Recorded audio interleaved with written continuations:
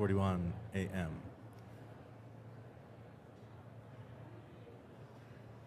Just some showbiz stuff. Don't worry about Is it. that what you do? That's how you guys get it. Do you want me to an angle like Steve?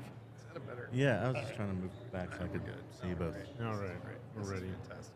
So, again, good morning, everyone. This is Bob Pulver from Elevate Your AIQ, part of the Work-Defined Podcast Network. Happy to be here at HR Tech in the Expo through Work-Defined's partnership with HR Executive. And this morning, I have the pleasure of speaking with Mr.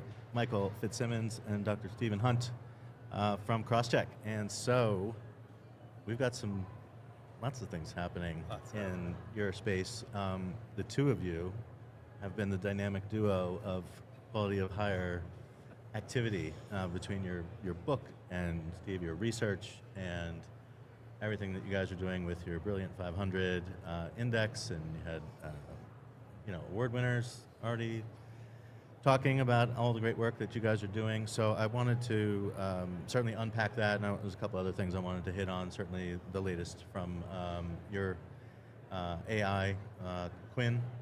I want to hear about that, and then we'll talk a little bit about the Human-Centric AI Council that CrossCheck is underwriting. So yeah, let's dig into the quality of hire work. Why don't we just maybe give people a little bit of background about the genesis of this. Obviously, CrossCheck has been focused on this for a while. A challenging metric that people don't always track consistently or measure consistently. So who wants to sort of start to unpack this? Yeah, I'm happy to start to unpack it. So the funny thing is about Dr. Hunt and how we came together, which was really inspiring when I first met him and told him what we were trying to do in terms of helping companies better measure and improve quality of hire. His head went like this. He's like, "That's the Criterion Challenge. I've been working on this for 30 years. Here's all my books." And I get this book on hiring success, and the big quote on the book is, "The most important decision a company makes about an employee is whether to hire them." He's like, everything after that is a downstream consequence of that first important decision. So anyway, that's how we kind of got together and got engaged and have been working together. But just some context from a company's perspective, that's what CrossCheck's mission in the world is to help organizations both measure and effectively improve quality of hire. That's what we're all about. Excellent. So Steve, tell us a little bit about how you went about this, the data that you used, how much of your prior work was sort of brought into this, and how much was sort of fresh from all the work that CrossCheck was doing. Just a little bit about maybe the methodology and that as well. Yeah, and it's definitely built on both the work we've both been doing. CrossCheck's been doing quality of hire work for a long time, and I've been focused on it. Really has been throughout my whole career in one way or another at different times. You start about that quality of hire. The first thing is, you can't improve what you don't measure. And if you look at quality of hire, it's one of those crazy metrics where everyone talks about it, but almost no company measure it. And most of these recruiting solutions, no offense to all of them out there, they're almost all pre-hire. So like, we trained our AI based on whether recruiters like them. It's like, well, you don't hire people for what they do before they're hired. You hire and pay them for what they do after they're hired, which means you have to get data about what happened after they were hired. And that's a complex problem that CrossCheck's technology addresses. But this particular study, it really came out of a frustration, really, that everyone talks about quality of hire being important, but nobody measures it, and there's no budget on it. And it's a little bit like where employee engagement was when I started my career. When I came out of grad school, companies did not measure employee engagement. They maybe did bad job satisfaction surveys and stuff. Yep. And there was a really pivotal moment in a book called First Break All the Rules that showed the financial impact of employee engagement on company profitability, and now employee engagement is a board level metric. Well, we're like, why isn't quality of hire a board level metric? And we thought, well, part of it is people don't realize that it actually really impacts profitability, which is like a well-duh observation. Who you hire is going to affect your business. Right. But for some reason, we need to justify it. And Mike challenged me and Chris Drake in the CrossCheck team, could you use public data to rank order the Fortune 500 on quality of hire, looking at LinkedIn data? And I thought, well, theoretically, yeah, but there's all kinds of methodological reasons why you wouldn't expect it to work. Okay. And so I tapped into my IO psychologist brain and looked at this for IO psychologists just to say, we kind of looked at the stuff on LinkedIn as what the manifest variables of the underlying concept of quality of hire. And what we looked at is we grabbed data for every person that had been reported being hired into a Fortune 5 company between 2020 and 2025, June 2025. So like 4 million something people. Then we cleaned the heck out of it. We remove people that were in internships and things like that, normalized for company names, because everyone calls this company the same thing. And then we looked at 3 things based off of the Q4 model that Mike and I developed that sort of talks about the different elements of quality of hire, because it's using IO psychology terms, a multi-dimensional construct. It's made up of multiple things. And based on LinkedIn data, we had to modify it a little bit, but we basically looked at 3 things. What we call is enrollment, did they last 12 months? Commitment, did they last to 3 years? And achievement, did they, in the first 3 years after they were hired, did they get promoted? Did they achieve educational accomplishments? Did they get peer recognition? And we used a very conservative weighting, because there's all sorts, we didn't just throw the data at the wall, we were very methodological and very conservative weighting of it. And what we found is, we could rank order. Of course you can rank order companies, but what we said is this actually measuring anything of substance? And so we correlated it with financial performance, growth, financially reported. And it correlates 0.15, which is statistically significant, but more importantly, if you look at the variability, what we found is that companies could realistically, a company that went from average to above average on quality of hire within an industry, could realistically increase revenue by 2%. Revenue growth by 2%. Now, it's probably underestimating it, but that's massive if you start looking at a Fortune 500's revenue numbers. Yeah. And we also found associations, big differences with the recruiting metrics of retention and stuff like that. What was also really interesting is it correlated with employee engagement based on Glassdoor ratings of employability and employer of choice. But what was fascinating is that did not associate with revenue growth. Glassdoor engagement ratings are not associated with revenue growth, and what I'd argue is it's because there's a big difference between measuring attitudes, whereas we're measuring actual behaviors. What did people actually do? And it's been just received really well. We've shared with the winners some fantastic conversations. We're starting to be approached by the losers. We're not going to publish who they are. We're not here to shame anyone. But it's, our goal is just to generate more attention that this is a source for companies to significantly increase their financial performance just by really focusing on one thing, that decision of not just who do you hire, but how do you onboard them, bring them into the organization. So it's pretty cool. Excellent. So as far as ownership of this metric, that seems to be a hot debate. TA, talent acquisition, says, well, what do you mean? We got you all these great people. If they didn't stay, if they didn't seem committed, whatever, then how is that on me? So how did you guys approach this when it comes to the talent acquisition, talent attraction kinds of people who just say, they might respect the point that you're making, but they're still this is out of my hands. I shouldn't be measured on this. I'll answer that. The way that I always answer that, because I do think the recruiting it makes sense for them to own the metric, but saying that recruiting is accountable for quality of hire is like saying finance is accountable for profitability. Okay. Finance should manage it and kind of keep track of it, and certainly they could do things that could screw it up. But at the end of the day, that's one of the challenges I think that we run into, and get Mike's thoughts on it too. It is influenced by job design, it's influenced by onboarding, it certainly is obviously influenced by recruiting and sourcing, but you can't really know how to measure it, improve it, or what's affecting it until you actually measure it. Yeah. That's, I think, the key thing. I think that there's 2 parts, two pieces to the answer to the question. One is we intentionally published this data. We featured all the TA leaders as part of the report that were winners because they deserve to be celebrated because they're doing something right. Mm-hmm. But it's not all the thing, and that's what we acknowledge. I think our primary objective with this was to get it on the radar of the CFO and the CEO, full stop. If they can start to correlate this thing that has been nebulous and no one has owned with business impact, right? Like Steve mentioned, but the top 100 of the Fortune 500 due to better hiring, drove $809 billion in incremental revenue versus the bottom 100 of the Fortune 500. Like, we're not talking about, some startup that, like, this is, no, we're playing in the big leagues. And the converse of that is that on the regrettable hire side, the expense reduction based upon the expenses saved by those companies that did a better job, they're in the billions and billions of dollars.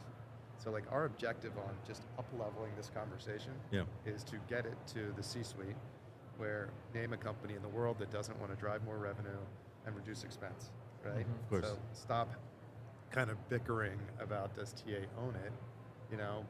TA's got to be part of this thing, but ownership is actually at the like Steve said, ownership to me is at the very top of the organization. And one more, if I build on that too, I think that was really important we found from this study, is I think a lot of companies, leaders are like, well, hiring is what hiring is, it's a bad labor market, whatever, we got to, and what we showed is there is massive variability within industries, and so it's like, if you're like, well, it's the hospitality industry, it's hard to get good people, it's like, well, then how come your competitors are just killing you? Clearly they're doing something that you could be doing that you're not doing. Right. Yeah, I mean, I think that ties to a lot of what we're espousing here in terms of how you think about like work redesign, how you think bigger and bolder than you have before. This is not a time to for incremental change. You're going to fall quickly behind. So I think you've got to have some appetite to do that. But I agree with you, Fitz. I mean, in terms of high level ownership, because if TA is going to get credit for when things go right, then they can maybe help with some like sort of root cause analysis, as things entered the talent, as people entered the talent sort of supply chain, if you will. Like, I don't know, if something goes wrong, if your quality of hire is terrible, like, let's do some traceability back. Are there things that we're not attracting the right people? It goes back to the quality of your funnel, I guess, in some ways. There's a set of TA leaders, and I'm sure there's lots that I don't know, but there's a set that I know and they all talk about wanting to be viewed as more strategic in the organization. Like, what does that mean? Well, I want to be viewed as something more than an order filler. Well, you've been measuring success for your job the same way an order filler would measure success. Speed, right? So just for a moment, if you could walk into your CEO's office and present to her that based upon what TA has done, you've driven $7 billion in incremental revenue, you've reduced, right? Yeah. Just think about how strategic that conversation all of a sudden becomes, right? And I think there's a thing in there where, like, that's going to be on behalf of our talent leaders to go say, I'm going to take ownership of this. Even though, I'm accountable for, but whatever, I'm going to go, right? And I'm going to go and I'm going to make real change in my company, because by making real change in my company is how I progress and how I, how I progress in my career. So that's what I'm excited about with it. I really am. And the number of folks, especially the winners that we recognized, that literally 30 seconds after they were recognized, sent the note to the C-suite saying, hey, look, guys, we don't suck, right? So there's some goodness in all of that, I think. Yeah, for sure. So you have a dedicated website for the companies and the rank and the methodology. I noticed as well. So where can people go? People can go to brillianthire.com. Brillianthire.com. That's easy. Or you can go to crosscheck.com and you can get access to the report there. Perfect. I would also say too that there's a very detailed white paper, also the book that Mike and I gets into, like, well, how do you influence it? And we have a book that goes through all of the research on all the different moderators, but it's sourcing and selection, but it's also onboarding, it's job design, and a framework to start looking at that. And actually, the follow-on to this study, which will be a lot more involved, is really understanding why are the ones higher, which we're looking at that now. Nice. All right, great. So Mike, what else is going on at CrossCheck? How's Quinn doing? Well, what's going on at CrossCheck? So this is the fun part. We've got two pieces to what we're trying to do. One is help you measure it, get your heads wrapped around it, enable you to benchmark it, all the things, so we can know where we're starting. And then the next question is how do we improve it, right? And so, we're doing a lot of things, leveraging AI to build new applications, new agents that are just squarely pointed at improving outcomes, right? So one of the downstream effects of all this data that we now have trained on, Steve mentioned for the study we published, that was based on 4 million hires, but in total we have over 200 million hiring transactions in our underlying data set now. And so we're training our underlying models to actually better predict at a candidate level who has a higher likelihood of success and who does not.